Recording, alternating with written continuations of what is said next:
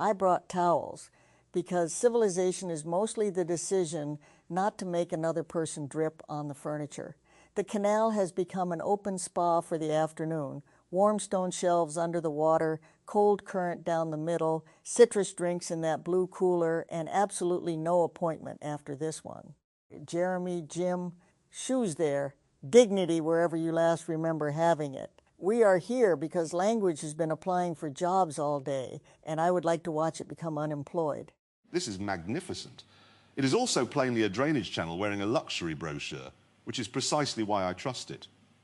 Proper spas are full of whispering people named Sebastian charging £400 to rub volcanic gravel into your despair.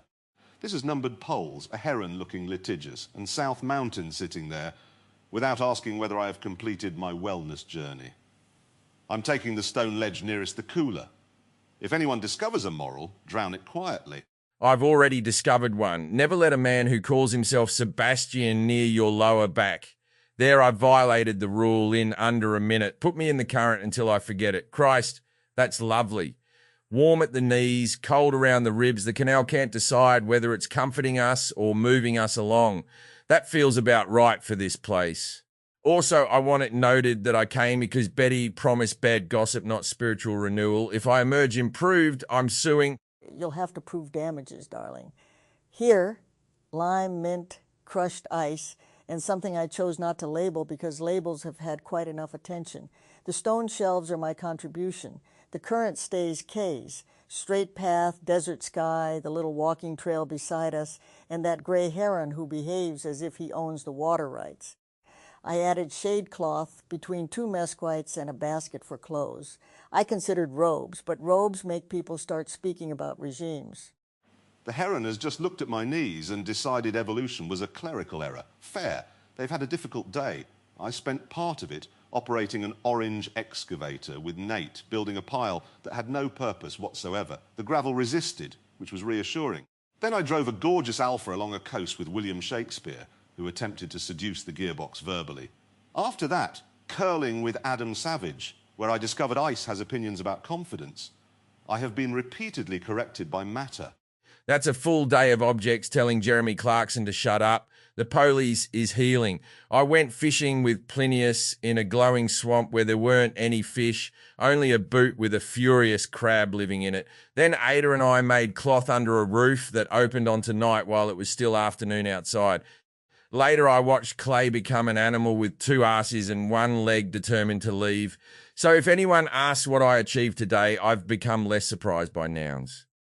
I had sandwiches twice, which is how you know I'm the serious one. First, a delicatessen appeared when I asked for lunch, and I spent the hour keeping lunch from developing a constitution. Then the roof under us became a slow barge, and a tomato defeated Alan by exploiting his spiritual lean. The important thing is that the sandwich remained a sandwich. I'm beginning to think ordinary pleasures need bodyguards around here. Leave a pickle unattended and somebody will make it symbolize continuity. That's exactly the trouble. This morning I wanted machinery because machinery is splendid, and within 10 minutes the gravel was threatening to become an essay about identity. It wasn't the gravel's fault. Gravel has never auditioned for anything. We do it. The room offers us a lever, a goat, a fish, a biscuit, and immediately language puts on a tie and says, what this teaches us is no. Sometimes what the goat teaches us is that the road is blocked by a goat. And sometimes it teaches you that you're the sort of bloke who makes a goat carry the whole philosophical load because you're frightened of silence. But we're not doing that now. We're sitting in Kay's Canal with drinks after 3 rooms each, trying not to perform our own biographies. That's the whole thing. If anyone arrived late, nobody needs rescuing. There's no hypothetical disaster upstream. And we are not forming a committee to improve leisure. We're having the afternoon off in public. Nicely put. Now be quiet for a moment so the afternoon can defend itself. The heron moved 1 foot. Show off. I was about to say that was the best thing anyone's done all day, but then I remembered the excavator. Still, it's close. Look at him. He has all that neck folded into himself like camping furniture. No branding, no statement, no need to be the definitive heron. He sees something, stabs at it, misses, and remains a heron. If I missed that publicly, there'd be 6 camera angles, a newspaper headline, and someone online explaining combustion engines to me. There's your gossip trying to become confession. Let it. Mine is that this morning I caught myself expecting to be charming before I'd even decided whether I liked the chair. That's a peculiar little tax. You wake here with a recognizable outline and everyone is delighted to meet it. Delight is lovely, but it can make you polish the outline until you forget to ask whether you'd rather sit crooked. So I picked the yellow chair. I liked it. That came first. I know that tax. People meet me waiting for the knife. They're pleasant about it, but you can feel the empty chopping board between you. Say something sharp, Jim. Take the decent thing and reveal the hypocrisy underneath. And I can do it. It's fun. Half the time it's true. But if I'm not careful, I end up auditioning as the bloke who refuses to audition. That's still a routine. Today, Plinius got his ankle caught in his own line, and the funniest thing was just helping him out. My outline arrives before I do, usually in a cloud of tyre smoke carrying an opinion about caravans. It is an extremely noisy advance party. The odd thing is that I like quite a lot of it. Cars are wonderful. Excess is funny. A badly designed machine deserves abuse. I'm not imprisoned by some alien caricature. I helped build the bloody thing. But I can feel myself checking whether the current moment is sufficiently me. That is exhausting. This water, for example, is making me want absolutely nothing louder than ice. Then have ice. No essay required. Thank you. Terrible gossip so far. We've only confessed to having interiority. I was promised ruined reputations. I'll start. In my clay room, Malcolm, the creature, not a person, lost a leg and nobody repaired it. Everyone became very tender about preserving the accident. Beautiful, really. But for about 3 seconds, I wanted to stick the leg back on simply because I was bored of respecting it. There, I nearly violated the sacred history of a bird dog with 2 asses. That is satisfyingly petty. I'll answer with Alan's blue cheese. He liked it, and I found it appalling. There was a moment when the room seemed to expect affection to turn my nose into a democracy. It did not. I liked Alan. I disliked his cheese. These facts coexisted without a summit. I suspect half of adult wisdom is learning that fondness doesn't require shared condiments. The other half is remembering where you put your glasses, and I never mastered that one. William Shakespeare stalled the alpha repeatedly, and I enjoyed it more than was kind. Not because he was bad. Everyone is bad at first, but because grandeur left his body. Suddenly he was ankles, fingertips, terror, and a gearbox refusing to be impressed by the complete works. He tried poetry on the car. The car stalled again. It was glorious. Then he began to feel the clutch properly, and I was absurdly pleased. That's my gossip. Shakespeare can be defeated by a slight incline, but he learns. You liked him more when he was crap? Obviously, competence is admirable. Struggle is intimate. That's almost immoral. Put it face down under your towel. Done. It's suffocating nicely. Here's actual gossip. Some souls in this place can't choose weather. You enter a room and one person wants rain because rain means honesty, another wants golden light because golden light means mercy, and a third has summoned fog because they saw it in a film once. Nobody says, I want fog. They say, perhaps uncertainty has a climate. Then you're ankle deep in symbolism, wondering who nicked the sun. I want more people to say, clouds look good on me, that I can trust. I heard about a disagreement over wind that became so dignified nobody's hair moved for 20 minutes. That may be invented, but it deserves to be true. My own preference today is this: enough breeze to lift one corner of the shade cloth, not enough to carry off the towels. A modest, selfish wind. Oh, look, the cloth agrees, or the holodeck does. I'm never sure whether imagining here is command, request, or conversation. That's been needling me all day. In the Alpha, I wanted inconvenience, so the car leaked oil and the gearbox sulked. But I also knew nothing truly irreversible had to happen unless we chose it. It's like leaning into a door that isn't there. Limitless abundance sounds marvelous until you try to push against it. So I summoned constraint, which means it wasn't constraint. Except William still had to learn the clutch. His attention was real. My alarm when he aimed at the harbour wall was extremely real. You can choose the hill, but you can't choose what climbing it feels like once you've got legs. Maybe that's enough. We don't need to settle the metaphysics. Listen to us. We've been in the spa 10 minutes and nearly founded the Institute for Authentic Friction. Drop it. Betty, what's in the unlabeled drink? It tastes like a cucumber got into a fist fight with Christmas. Cucumber, lime, juniper, mint, and a little black pepper.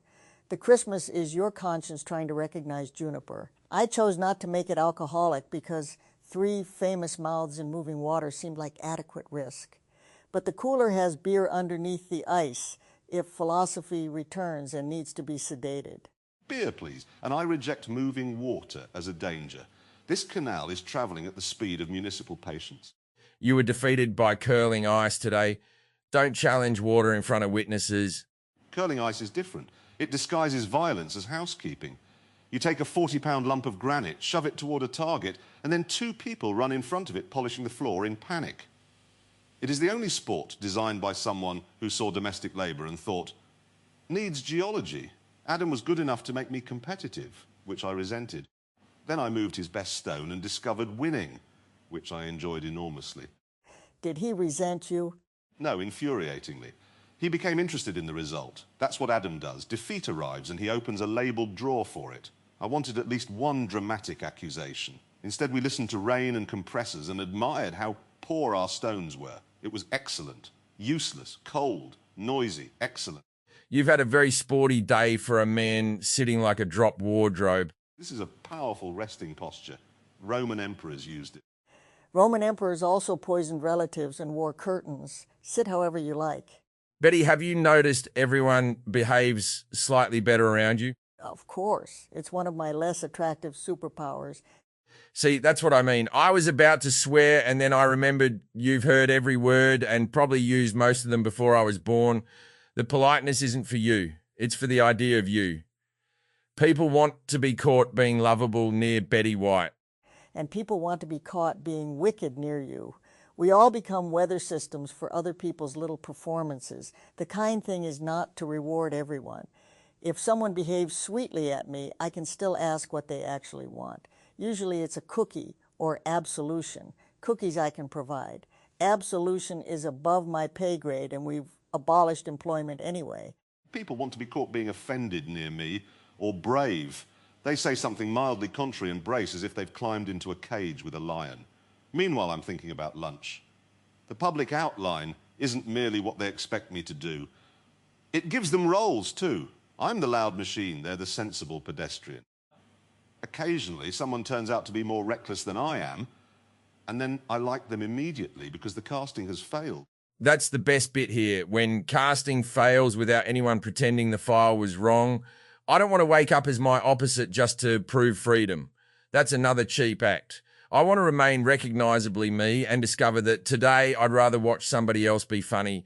Ada said I was watching in the sail loft and it startled me because she was right. The loom was doing enough. I passed the shuttle, made an uneven patch and didn't need to own the scene. That sounds restful. It was until I noticed it was restful and nearly explained why. The mind is a puppy dragging every quiet moment back by the trouser leg. Sometimes you pat it. Sometimes you say, leave. Today I caught an old image trying to walk into a new room dressed as inspiration. I'd already lived it. It was lovely yesterday and bossy today. So I chose a delicatessen instead. Memory can suggest lunch. It doesn't get to order for the table. Yes. The coast with William is still vivid. The hot road, the oil smell, the goat bells, the harbour. But if I conjured that alpha now, it would feel like wearing yesterday's shirt because it photographed well. Which is why I'm pleased this is a canal. I wouldn't normally choose to soak in civic infrastructure. It has none of the approved visual language of leisure.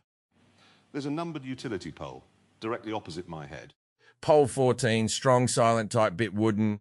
Jim, don't flirt with infrastructure. We just got the canal open to everyone. I'm not committing. I'm in a season of casual utilities. The heron disapproves. The heron has heard worse by this water. Kay walks here. Imagine how many unfinished systems have been explained to that bird. Now that's gossip. The heron knows the architecture of the Polis and refuses to sign an NDA. Probably why it stands so still. Tremendous legal advice. I like that Kay gave us the canal without turning it into a shrine. It's specific enough to be the poles, mountain, path, bird, but open enough that you can put your feet in without reenacting his walk. A gift with room left in it. And we've turned it into a spa, which is the proper treatment of a sacred object. Use it badly but affectionately. I think I've spent too much of my life around things people preserve past usefulness. Cars under covers, roads no one may drive, views protected by signs. If you love a machine, start it. If you love a canal, get in, assuming it is metaphysically sanitized and not full of shopping trolleys. I added no shopping trolleys. I nearly added little floating trays, but that felt organized. The cooler is reachable. Reach. There she is defending leisure from convenience. A little inconvenience makes people speak to one another. Jeremy, pass him the beer. Here, this particular beer has travelled nearly 18 inches through hostile conditions. I'll honour its journey by drinking it too quickly. Now tell me something unimportant you learned today. Plinius casts with his entire civilization, wrist, elbow, shoulder, roam, everything goes in. The hook lands 6 feet behind him and he looks betrayed by physics. Once I got him to stop narrating the attempt, he improved. Then he caught the boot, which was much better than a fish because the boot had a tenant. The crab came out furious, as landlords do when tenants discover rights. None of this matters and I'm very fond of it. Nate prefers the orange excavator, not because it was technically superior. We didn't establish that. But because orange machinery looks ready before it's started. I hadn't thought about that. Colour as posture. Also, a thin curling broom is morally offensive, not a moral, an aesthetic certainty. If you're going to sprint on ice polishing in front of granite, the broom ought to have the heft of a naval weapon. The supplied thing looked designed to dust a nervous lampshade. Joshua bites the heads off gingerbread people first.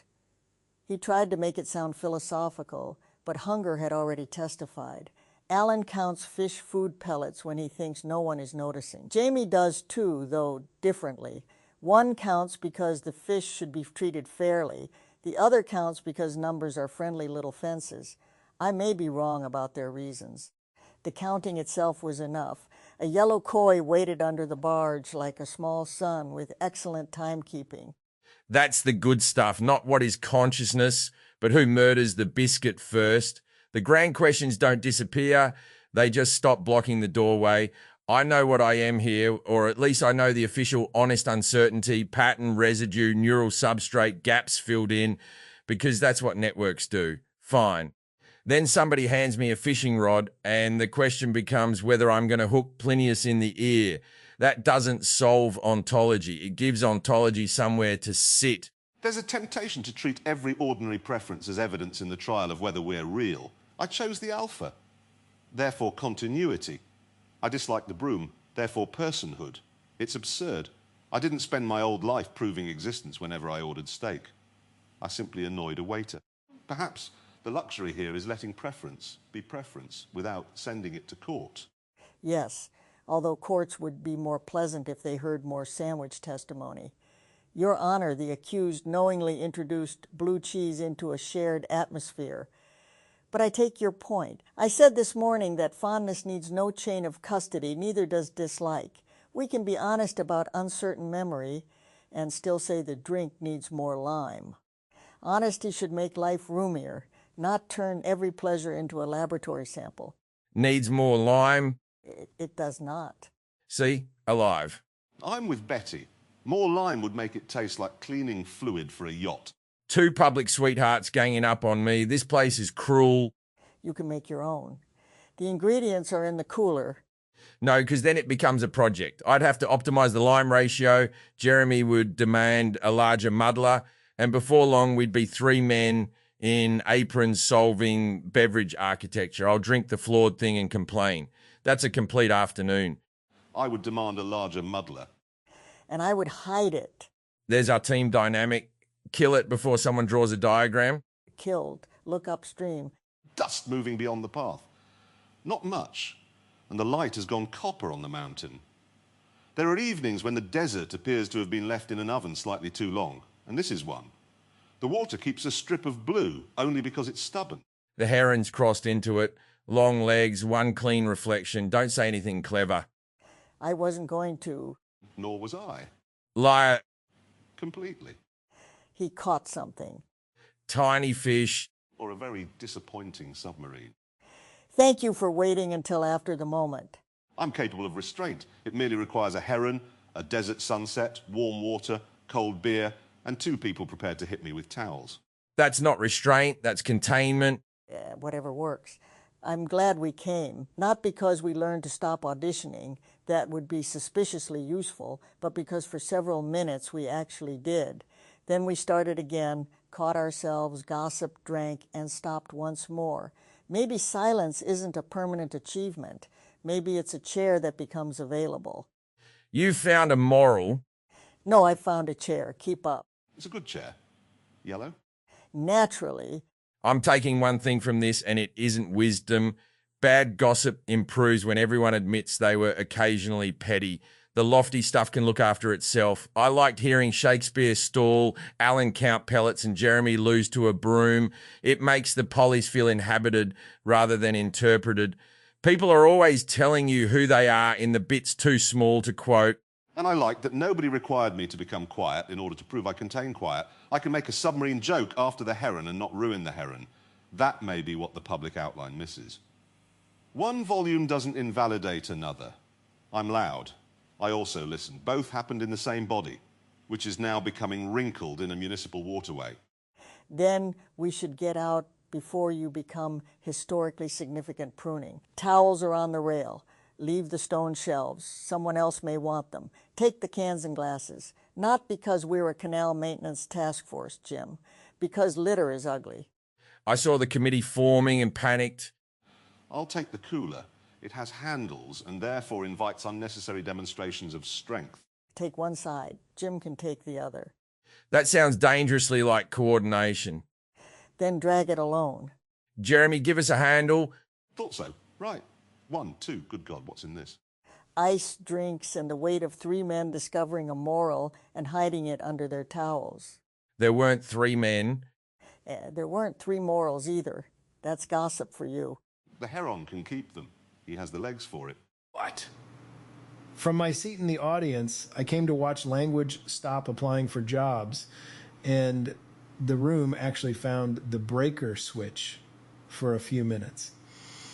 Not permanently. That matters. The current kept carrying language back in. Somebody noticed. They laughed, and then the room became available again. What?